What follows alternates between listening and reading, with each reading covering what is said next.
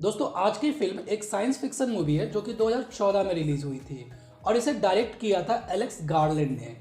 यह एक ऐसे ह्यूमनॉइड फीमेल रोबोट की कहानी है जो कि अपने फीलिंग, इमोशन और एक्सप्रेशन से लोगों के दिमागों के साथ खेलती है और अंत में अपने बनाने वाले यानी अपने क्रिएटर को ही ये मार देती है और साथ ही साथ वह उसे भी धोखा देती है जो कि इससे प्यार करता था।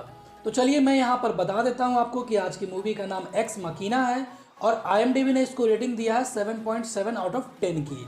इसका बजट $15 मिलियन का था, लेकिन बॉक्स ऑफिस पर इसने $36.9 मिलियन की कमाई की थी और इसने अकेडमी अवार्ड के साथ साथ बहुत सारे अवार्ड जीते हैं। साथ ही इसके जो मेन लीड रोल में है उनका नाम एलिसिया विकांडर है, जिनको कि इस रोल के लिए वाफ्टा अवार्ड भी दिया जा चुका है। तो चलिए दोस्तों कहानी को शुरू करते हैं, लेकिन दोस्तों कहानी को शुरू करने से पहले मैं आपसे एक रिक्वेस्ट करना चाहूँगा कि अगर आपको मेरा एक्सप्लेनेशन अच्छा लगे तो प्लीज़ इस वीडियो को लाइक कीजिएगा, अपने दोस्तों के साथ शेयर कीजिएगा और साथ ही साथ मेरे चैनल को प्लीज़ सब्सक्राइब जरूर कीजिएगा। तो मूवी के शुरुआत में हमें एक लड़के को दिखाया जाता है जिसका नाम केलव स्मिथ होता है और यह एक internet search company blue book में प्रोग्रामर का काम करता है और इसे अपने कंप्यूटर पे एक मेल रिसीव होता है जिसमें फर्स्ट प्राइज लिखा होता है। दरअसल इसने जो है अपनी ब्लू बुक कंपनी के द्वारा आयोजित एक कंपटीशन में फर्स्ट प्राइज जीता है, जिसका मतलब यह है कि इसे अपने कंपनी के मालिक के साथ उसके आलीशान घर में एक सप्ताह बिताने का मौका मिलेगा। ये बहुत ही खुश होता है और फिर इसे एक हेलीकॉप्टर शहर से दूर पहाड़ों में ले जाती है और वहाँ पर इसे उतार देती है। ये उस पायलट से पूछता है कि यहाँ तो कोई घर नहीं है, तो पायलट उसको बोलता है कि नदी के साथ आगे बढ़ो, तुम्हें घर मिल जाएगा। केलव ऐसा ही करता है और नदी के सहारे आगे बढ़ता है और उसे एक यहाँ पर घर दिखाई देता है जो कि इसे घर कम और रिसर्च सेंटर ज़्यादा लगता है। लेकिन फिर यह उस घर के पास पहुँच जाता है जहाँ इंट्रेस पे लगे स्कैनर इसके चेहरे को स्कैन करते हैं और इसे एक ID कार्ड देते हैं और फिर दरवाज़ा खुलता है और केलव घर के अंदर चला जाता है। इसे बहुत ही अच्छा लगता है क्योंकि घर वाकई में बहुत ज़्यादा खूबसूरत होता है। फिर केलव यहाँ पर ब्लू बुक कंपनी के मालिक नेथन से भी मिलता है। नेथन आपको पूरी मूवी में सिर्फ दो ही चीज़ें करते हुए दिखाई देगा, एक तो यह बियर पीता है और दूसरा जिम करता है। तो चलिए खैर कहानी पे आते हैं। नेथन अब इसे उसके ID कार्ड के बारे में बताता है और बोलता है कि इस ID कार्ड से जो भी रूम खुले तुम वहीं पर जा सकते हो और जो नहीं खुले वहाँ पर तुम्हें जाने की परमिशन नहीं है। और फिर यह नेथन उसे एक कमरे में लॉक को ट्राई करने के लिए बोलता है। केलव अपने ID कार्ड को स्कैन करता है और दरवाज़ा खुल जाता है।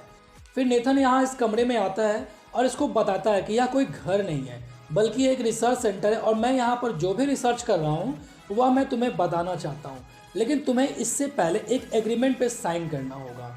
इस एग्रीमेंट पे लिखा होता है कि केलव यहाँ की बातें किसी भी माध्यम से और किसी को भी कभी भी नहीं बताएगा। केलव इस एग्रीमेंट को पढ़ करके थोड़ा हिचकिचाता है, लेकिन नेथन उसे प्रमोशन का लालच देता है और फिर केलव उस एग्रीमेंट पे साइन कर देता है। एग्रीमेंट पे साइन करने के बाद नेथन केलव से ट्यूरिंग टेस्ट के बारे में पूछता है, तो केलव बोलता है कि हाँ मैं जानता हूँ ट्यूरिंग टेस्ट क्या है। यह एक ऐसा टेस्ट होता है जहाँ पर एक इंसान को एक कंप्यूटर से बात करवाई जाती है और अगर इंसान को बातचीत करने के बाद भी यह पता नहीं चले कि वह एक कंप्यूटर से बात कर रहा है तो वह कंप्यूटर इस ट्यूरिंग टेस्ट में पास हो जाता है और इसे आर्टिफिशियल इंटेलिजेंस में यूज़ किया जाता है। फिर नेथन उसे बताता है कि उसने भी एक आर्टिफिशियल इंटेलिजेंस युक्त फीमेल ह्यूमनॉइड रोबोट बनाया है जिसका नाम एवा है और तुम्हें यहाँ उस एवा की ट्यूरिंग टेस्ट लेना है और अगर एवा इस टेस्ट में पास हो जाती है तो उसका पूरा क्रेडिट तुम्हें मिलेगा। केलव यह सुनकर के काफ़ी खुश होता है, यानी कि इस टेस्ट में केलव को एवा के साथ में बातें करना होगा और बात करने के दौरान अगर केलव यह भूल जाता है कि एवा एक इंसान नहीं है तो एवा इस टेस्ट में पास कर लेगी। अब केलव और एवा के बीच में बातचीत का पहला सेशन शुरू होता है जहाँ पर केलव एक शीशे के कमरे में जाता है और यहाँ देखता है कि इसके एक दीवार पर दरार है, जैसे कि किसी ने इसे तोड़ने की कोशिश की होगी। फिर यहाँ एवा आती है जिसका पूरा शरीर तो रोबोट की तरह होता है, लेकिन उसके हाथ पैर और चेहरा बिल्कुल इंसानों की तरह है। एवा को देख करके केलव यहाँ पर एकदम से मंत्रमुग्ध हो जाता है और फिर इनकी बातचीत शुरू होती है। केलव यहाँ पर एवा से उसका नाम पूछता है। फिर केलव उससे जब उसकी उम्र पूछता है तो एवा बोलती है कि आई एम 1। तो केलव यहाँ पर बोलता है कि 1 क्या, 1 ईयर, 1 डे। तो एवा बोलती है 1। केलव को यहाँ थोड़ा समझ में नहीं आता है कि यह क्या बोल रही है और फिर इनकी बातचीत खत्म हो जाती है, जहाँ पर बातचीत के अंत में एवा उससे पूछती है कि क्या तुम कल भी आओगे। तो केलव बोलता है हाँ। इधर नेथन भी इनके बातचीत को अपने कंप्यूटर पे देख रहा होता है। इस कन्वर्सेशन के बाद केलब खुशी जाहिर करते हुए नेथन से इसके टेक्नोलॉजिकल डिजाइन की बात करता है कि वो बिल्कुल इंसानों की तरह दिखती है, बिल्कुल इंसानों की तरह बात करती है। लेकिन तभी नेथन उसे रोकता है और कहता है कि मैं ये सब सुनने में इंटरेस्टेड नहीं हूँ, तुम बस ये बताओ कि तुम्हें एवा कैसी लगी। केलब यहाँ पर बोलता है कि बहुत ही अमेजिंग। केलब को यहाँ पर साथ ही साथ यह एहसास भी हो जाता है कि वह एवा की तरफ अट्रैक्टेड है, मतलब वह एवा को पसंद करने लगा है। अब रात में केलब को अपने कमरे में नींद नहीं आ रही होती है, इसलिए वह अपने कमरे में लगे टीवी को ऑन करता है जिसपे सिर्फ एवा को ही दिखाया जाता है। वह एवा को देखने लगता है, लेकिन जैसे ही एवा केलब की तरफ देखती है तो यहाँ पावर कट हो जाता है और पूरी तरह से कमरे सब लॉक हो जाते हैं। वह इसे खोलने की कोशिश करता है लेकिन कमरा नहीं खुलता है। फिर जब पावर वापस आती है तो वह अपने कमरे से निकलता है और बाहर आकर के वह देखता है कि दीवारों पर बहुत सारे मास्क लगे हुए हैं, यानी बहुत सारे चेहरे लगे हुए हैं। इनमें एवा का भी चेहरा होता है। फिर वह नेथन के पास पहुंचता है और उसे पावर कट के बारे में पूछता है। तो नेथन उसे बताता है कि हाँ, यहाँ कुछ दिनों से पावर इशू हो रहे हैं और मैं उसे ठीक करने की कोशिश कर रहा हूँ, और सेफ्टी रीजंस के लिए मैंने यहाँ पर पूरी तरह से लॉकडाउन लगाया है ताकि जब पावर कट हो तो यहाँ पर मौके का फ़ायदा उठा करके बाहर से कोई यहाँ पर ना आ सके। फिर केलब यहाँ से सोने के लिए चला जाता है। सुबह जब वो जागता है तो देखता है कि उसके कमरे में एक लड़की चाय लेकर के आई हुई है, जिसे उसने पहले इस घर में कभी भी नहीं देखा था। फिर वह नेथन के पास आता है और इस लड़की के बारे में पूछता है। तो नेथन उसे बताता है कि वह उसकी सर्वेंट है और आज ही आई है और इसका नाम क्योको है। यहाँ पर आपको लगेगा कि ये एक नॉर्मल लड़की है, लेकिन इसकी रियलिटी आपको बाद में पता चलेगी। यहाँ पर नेथन उसे ये भी बोलता है कि अब तुम्हें यह पता लगाना होगा कि एवा तुम्हारे बारे में क्या सोचती है।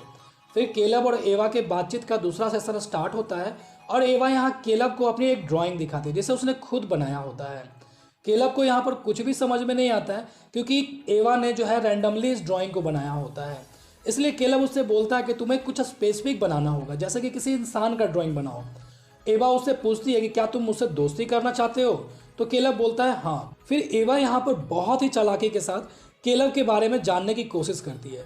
तो केलब उसे बताता है कि वह नेथन के कंपनी में एक प्रोग्रामर है। फिर एवा इसे इसका एड्रेस पूछती है तो केलब बताता है कि वह पोर्टलैंड में रहता है। एवा उसके शादी के बारे में पूछती है तो वह कहता है कि उसकी अभी तक शादी नहीं हुई है, और उसके फैमिली के बारे में पूछने पर वो बोलता है कि उसकी कोई फैमिली नहीं है, उसके माता पिता का कार क्रैश में बहुत पहले ही मौत हो चुकी है। फिर एवा यहाँ पर उसे नेथन के बारे में पूछती है कि क्या तुम उसके दोस्त हो, तो केलब यहाँ पर बोलता है हाँ, लेकिन हम लोग बहुत ज़्यादा क्लोज नहीं है, मैं पहली बार ही नेथन से मिला हूँ। तभी यहाँ पर फिर से पावर कट हो जाता है और अभी एवा जो हंस करके बात कर रही होती है अचानक से गुस्सा हो जाती है क्योंकि यहाँ पर सीसीटीवी बंद हो जाता है, यानी इसे कोई नहीं देख रहा होता है। और गुस्से में वह केलब से बोलती है कि तुम नेथन के बारे में बिल्कुल ही गलत हो, नेथन बिल्कुल भी अच्छा आदमी नहीं और तुम्हें उस पर बिलीव नहीं करना चाहिए। तभी पावर यहाँ पर वापस आ जाता है। फिर एवा नॉर्मल तरीके से बात करने लगती है। केलब को यहाँ पर कुछ भी समझ में नहीं आता कि ये चल क्या रहा है यहाँ पर। फिर जब नेथन और केलब रात में डिनर कर रहे होते हैं तो यहाँ पर क्योको आती है, जिसके हाथ से केलब के ऊपर में ड्रिंक गिर जाती है। नेथन यहाँ पर क्योको के ऊपर में बहुत ज़्यादा गुस्सा हो जाता है, उसे डांटने लगता है, लेकिन केलब क्योको से बात करने की कोशिश करने लगता है। लेकिन तभी नेथन उसे बोलता है कि इसे इंग्लिश नहीं आती है, इसलिए इसे बात करने का कोई भी फायदा नहीं है।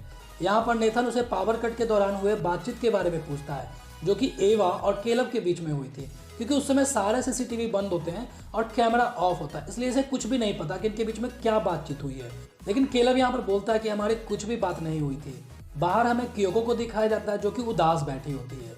केलब अपने कमरे के टीवी पर एवा को फिर से देखने लगता है। अगले दिन नेथन केलब को यहाँ पर कुछ दिखाने के लिए लाता है और उसे बताता है कि उसने आर्टिफिशियल इंटेलिजेंस एवा को बनाने के लिए इस दुनिया के सभी मोबाइल फोन्स के डाटा को हैक किया था, ताकि वह एवा के दिमाग में इन सारी जानकारियों को रख सके, और इसीलिए एवा जो है इंसानों के इमोशंस एक्सप्रेशन को समझ सकती है। यहाँ पर नेथन एवा का दिमाग भी दिखाता है और उसे बताता है कि इस दिमाग में इस दुनिया की जितनी जानकारी है, जो लोग भी इंटरनेट पे जो भी सर्च करते हैं, सब इसमें है। दरअसल हम लोग जो भी इंटरनेट पे सर्च करते हैं वह हमारे सोच, इमोशन और हमारी पर्सनैलिटी को दिखाता है, इसलिए एवा लोगों के एक्सप्रेशन को समझ सकती है कि वह क्या सोच रहा है। केलब को यह सब जान करके बहुत हैरानी होती है।